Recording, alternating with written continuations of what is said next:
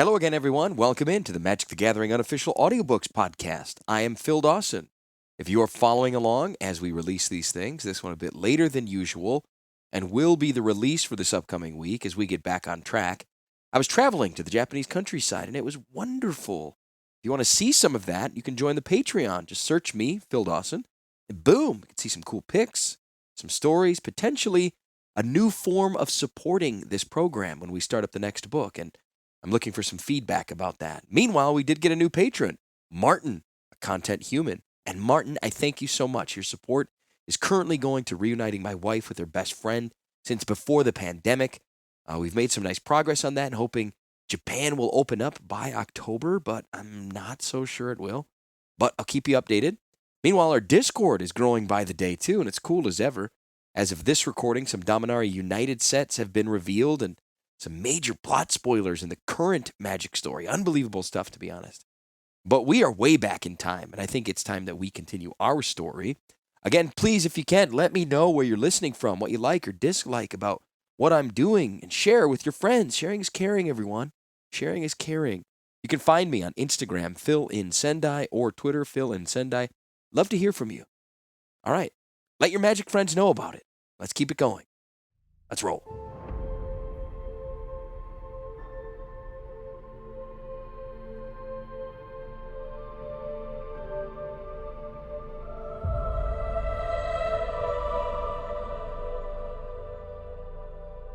Chapter 18.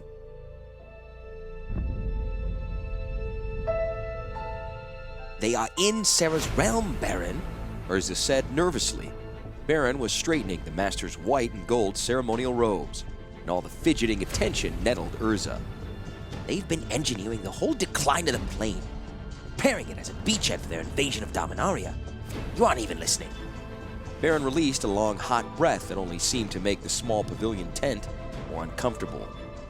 There will be time for war councils later. Today is the day of alliances. He punctuated the speech with a snap of Urza's stole. The master let out his own snort. Sweat seeped at his temples in the warm tent. He was so distracted with thoughts of devils among the Sarah angels that he did not think to adjust his personal core temperature to be comfortable. They followed me wherever I have gone. When Zanch and I traveled the plains wiping out Phyrexians, we were sowing them like seeds through the world. I'll tell you, the battle we have just fought is only the mildest prelude of the war to come. Yes, Baron agreed placidly, dragging an errant strand of the man's hair back from his burnished brow. And we just won the prelude. It's time to celebrate our victory with our allies. He backed up, looked the man over from head to foot, and nodded. You look every inch the conquering hero. I feel defeated. There's no time to waste on ceremonies. Baron grew suddenly stern. To win the Battle of Talaria, you had to enlist the aid of students and scholars, Viashino, goblins, fire drakes, and even the spirit of an ancient and distant forest. To win the Dominarian War, you'll have to enlist the aid of a whole world. The speech you give in the next few moments will cement the current alliance and lay the foundation stone for your planetary defenses.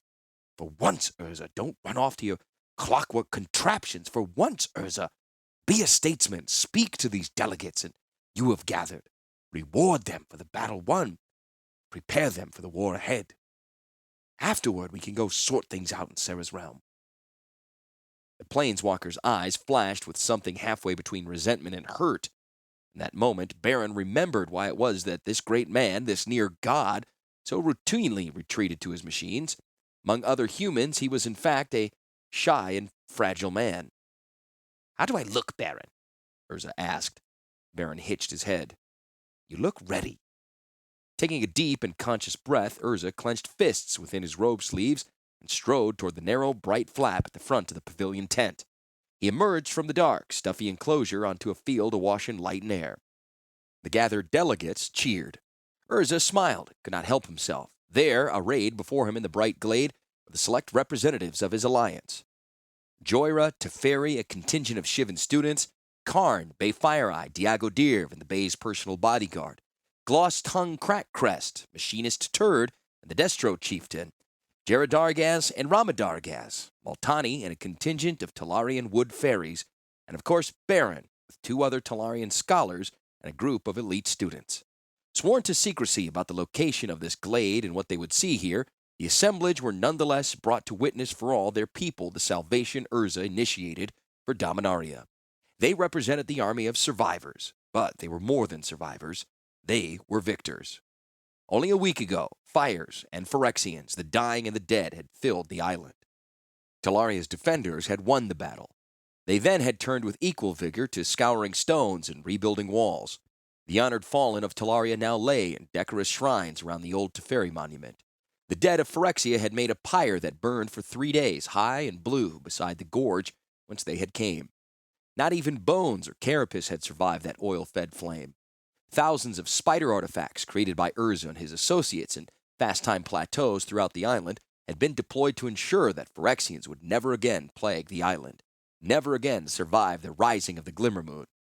All that had remained of Krek and his negators was the vacant gorge and a reek that cleared away once the last ember of the funeral pyre was out.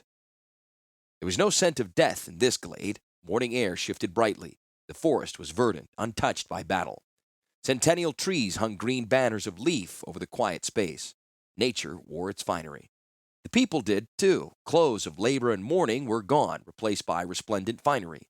The students in scholars' robes of silk and linen shone in a panoply of ranks and colors. As they cheered, the fabrics flapped like flags in salute. The core of Shivan humans were garbed in clean jumpsuits of red and wore expressions that were both grave and joyous. Bay Fire Eye's lizard warriors were clad in brightly dyed skins and carried the totems of their houses. Even Turd had submitted to a bath and a session with Talarian tailors. At the back of the company, the fire drakes wore ornate red bardings, surreal against the green jungle. Smoke drifted like dolorous incense up from their muzzles.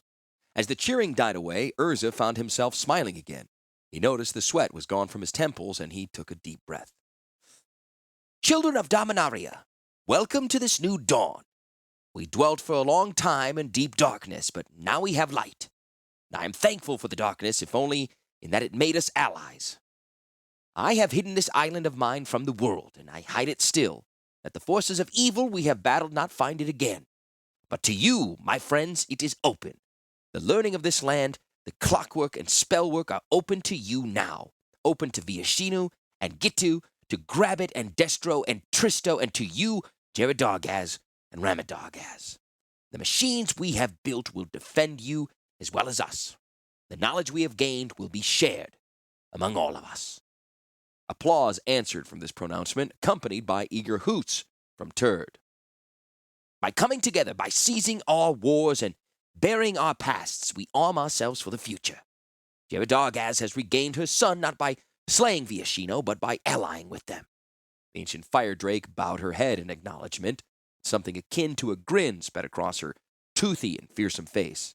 The silver golem Khan, once owned by me and then by the lizard men, has won his freedom, proving himself in battle and service to us all. Carr nodded his thanks to the Viashino Bay stationed nearby. Urza flung wide his hands in a grand gesture. The Viashino, through our decade of alliance with the guidance of Joyra and Teferi, have produced this magnificent gift for the defense of our world. He winked from existence for a moment. A murmur of uncertainty moved among the Viashino and goblins, but Teferi and Joyra wore knowing smiles. In the space of a long breath, Urza reappeared, hands still upraised. Before him, hanging in midair, was an ethereal ship. Glowing motes of blue magic outlined its long, sleek gunwales, its deep keel, its sideways jutting masts and wing-like spars and twinning lines. Here and there, though, the ship was solid metal pieces that gleamed like graphite but looked harder than steel. A sleek ram fronted the forecastle, trailing in its wake a series of floating portals, joist plates, mast mountings, spar collars, cowlings, hinges, strike plates, doorknobs, and rivets. A large anchor and chain rested in the fore just beyond the ram. A pair of lateral sail mounts extended from the starboard and port walls. At the heart of the ship hovered a massive metal core that could only have been an engine.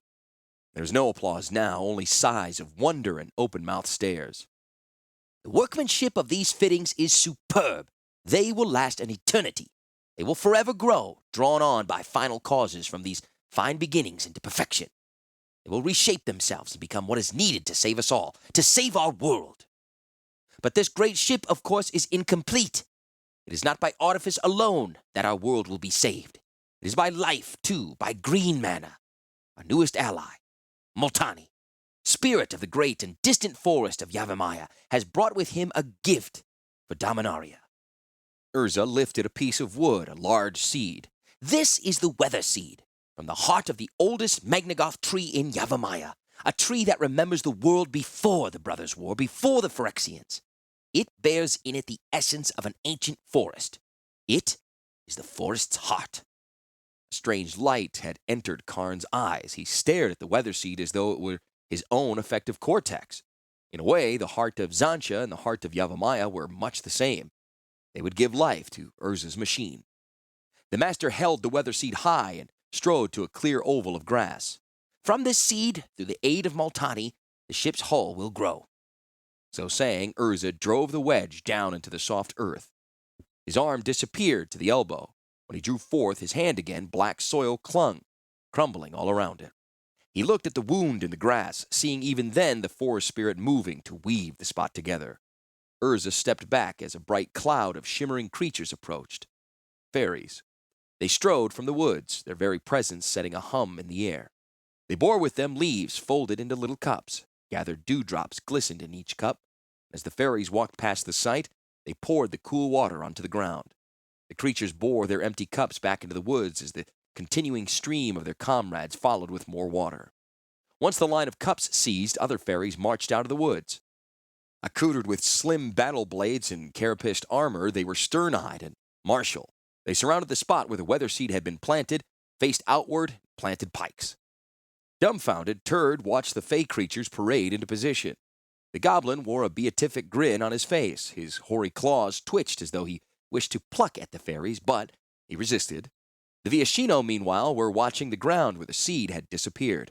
Already silent and slender, a shaft had grown up from the mended hole. It spiraled up into the light, sending yellow leaves out to gather sunshine. In moments, the leaves deepened into green and proliferated. Twigs sprouted, swelling into branches. The small sapling shivered in a breeze that only it sensed and rose upward. Urza made a gesture. With slow magnificence, the ethereal ship tilted, its prow rising into the air and its stern swinging down to hover over the growing tree. Soon the great vessel stood on end. The questing boughs of the tree reached up to it, running along the metal plates and lines of force like rose branches up a trellis. They would spread out along the enchanted framework, taking inspiration from its design, melding without conforming. All the while, quiet lingered in the glade. Urza's footsteps seemed loud as he retreated toward the tent. No one watched him, their eyes and minds and hearts captured by the spectacle of a ship taking form before them, the conjoining of mechanism and blossom and artifice and nature, of history and destiny.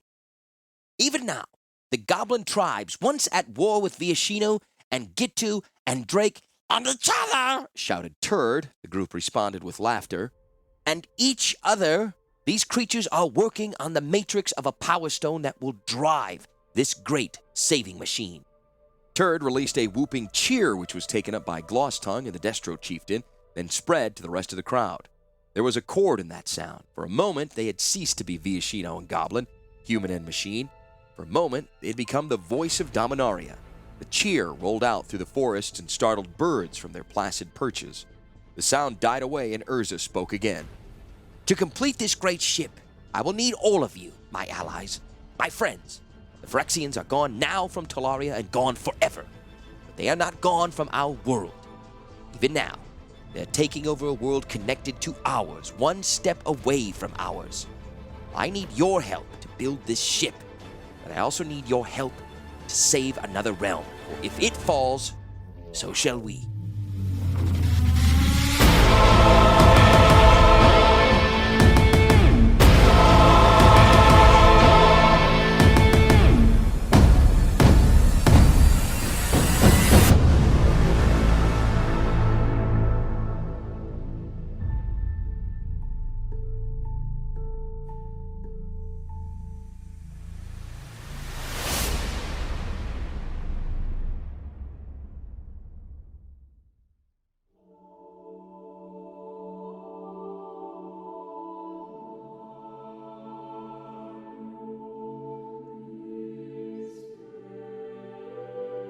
Well, I suppose I should have expected it. I'm the one who set this ball into motion. I'm the one who insisted that Urza regain his past. He began the road back to sanity when Zancha provided him a facsimile for his brother Ratapi. It was when this second Mishra died, again in an attempt to rid the world of Phyrexians, that Urza at last accepted the truth of his brother's death. He had begun to regain his sanity. Then came the explosion, the time travel machine. That blast did to Talaria what the Brothers' War had done to Terrasair. In the dark hours after the blast, I had thought Urza was lost for good. But the death of Talaria at his hands worked on him just as the death of Ratapi had. At last, in present time microcosm, he had a facsimile in his past time, macrocosmic mistake. With the destruction of the first academy on Talaria, Urza began to understand the destruction of Argoth caused by the Silex and by the decades of war that made the Silex necessary. Urza returned to Talaria to rebuild, to face the children of Fury. He was nearer to sanity. There was more penance to do. In its destruction, resurrection, Talaria allowed Urza to make amends with the human world for the crimes against Argoth. He yet needed to be reconciled to the natural world. Then came Yavimaya. Urza had gone there to seek the avatar of the forest, an entity that could grow the hull of his flying ship. What he got instead was a 5-year penance for the agony of Argoth. Yavimaya remembered Argoth. Multani remembered Titania. He recognized Urza and made him pay for his past. Purging the guilt of Argoth, Multani returned Urza's sanity. And with his sanity, Urza could at last destroy the Phyrexian children of Fury in his midst. Tried to tell him he is well now. Tried to tell him there's no more need to venture into the past, that now is the time to focus on the future. He only shakes his head and speaks of leading Phyrexians to Serra's realm. That will be Urza's next journey, perhaps his last. Crick is to be believed. Phyrexians are there among the angels. I cannot imagine how Urza will survive trapped between angels and devils. Baron, Mage Master of Talaria.